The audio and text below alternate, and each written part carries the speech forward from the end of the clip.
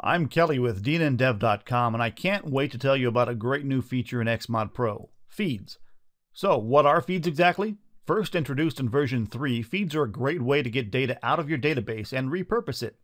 Feeds are most any kind of repeating raw output like HTML, XML, or plain text. And because XMod Pro gives you direct access to the database, you can pull out information from your XMod Pro solutions, third-party modules, the .NET Nuke tables, even external SQL Server databases.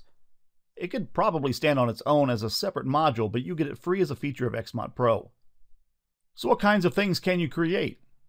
Well, because you can generate XML, you could create an RSS feed. You could also create your own custom XML output. So you could present your users with a link to convert data in the database to XML, suitable for repurposing however you need. Since a feed can also dynamically produce downloadable files, you could create an Excel export by generating a CSV file, or a comma-separated values file.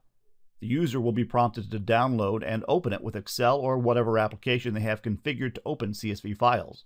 Feeds can also be used to generate specialty pages like printer-friendly web pages that break out of the .NET Nuke skin.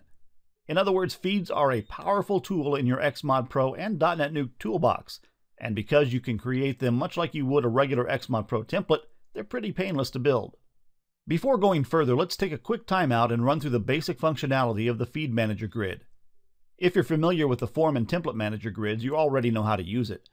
Briefly, in the left column of the grid are the buttons to preview the feed, edit it, copy it, rename it, and delete it.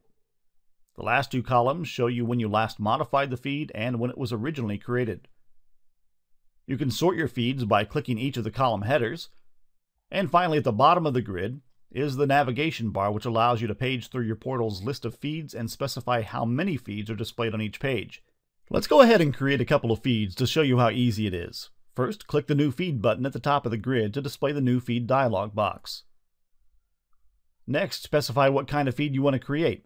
In the version we're using here, you have the option of creating a CSV feed, where each record appears on one line and the values in that record are separated by commas.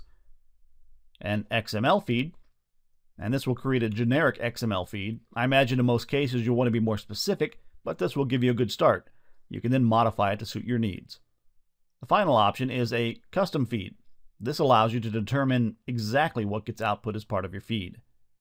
More predefined feed formats may be added in the future. If so, they'll appear in this list. Let's go ahead and create a CSV feed. We're going to go ahead and give it a file name. This is optional, but in general, you'll want to do this especially if you want the user to download a file that they can save to their local hard drive. We'll call it books.csv.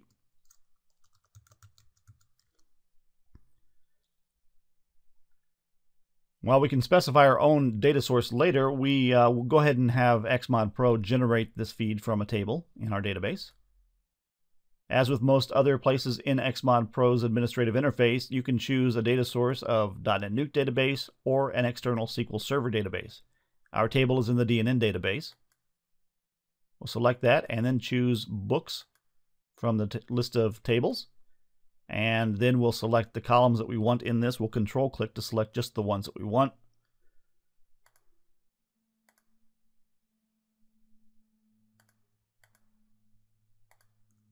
And we will select New Feed. And there you see it. That's the feed as generated for us. Very simple, easy to understand, much like a regular XMod Pro template. There are some differences. First of all, instead of a template tag, we have a feed tag.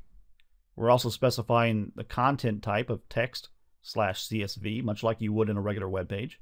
And we're giving it a file name of books.csv over here. But in all other respects, this is pretty much like a regular template. You have a list data source, a header template, item template, and footer template. All we have to do is give our feed a name. We'll call it bookscsv1.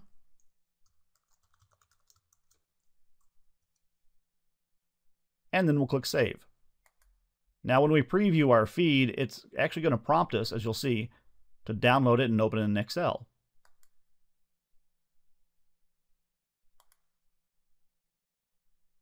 So generating an Excel export from your data, as you can see, is a very painless process. Let's go ahead and create an XML feed. Again, we'll click New Feed, choose XML from our feed type, We'll give it books XML as the... Actually, we're not going to give it a file name because we want this to open up in the browser. We're going to leave our data source the same and just click New Feed. Give it a name of books XML.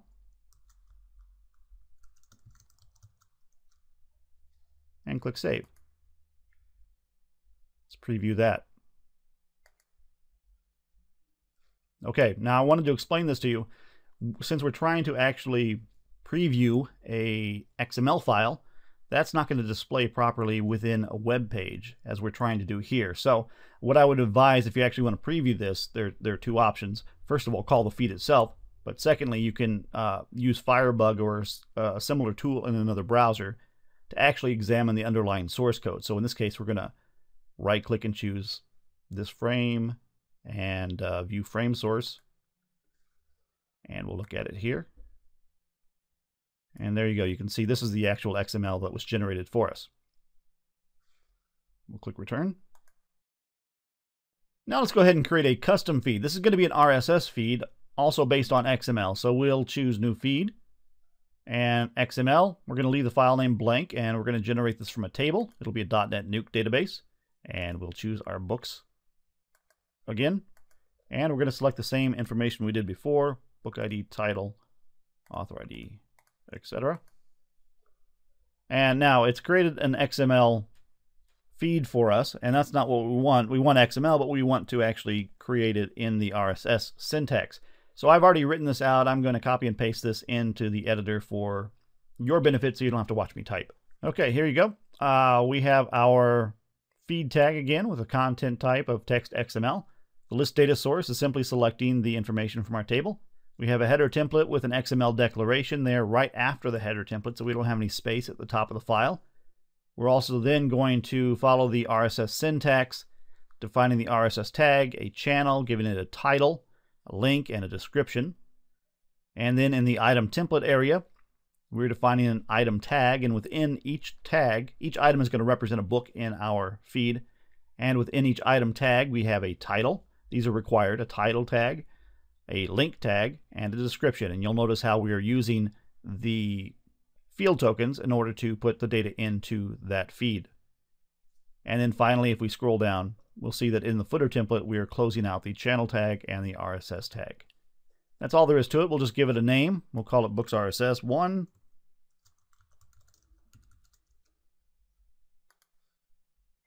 And save. Now, in order to preview this, we want to preview it as a user would have it.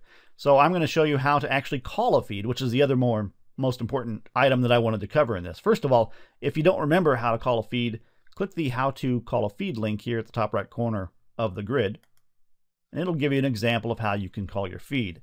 Basically, we're calling a file name feed.aspx within our site. It's in the XMod Pro directory. We're passing the feed, or we're passing that file, the name of our feed, and the ID of the portal that feed is in. So let's go ahead and do that now. I'm going to open up a new tab, and I'm going to copy and paste the address for that into the address bar up at the top. Let me pull this down so you can see. This is what we have for the local host that I'm working off of right now. You'll see that XFD equals books RSS 1. That was the name of our feed. And PID is the portal ID, and that'll be 0 in this case. So we'll go ahead and hit enter.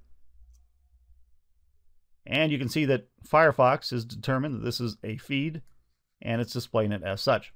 There you have it. Easy RSS feeds from your data, virtually any data that you can come up with from either your .NET Nuke database or from an external SQL Server database. I hope you enjoy the feeds feature in XMod Pro 3 and beyond, and you generate a lot of value from it. Thanks for watching.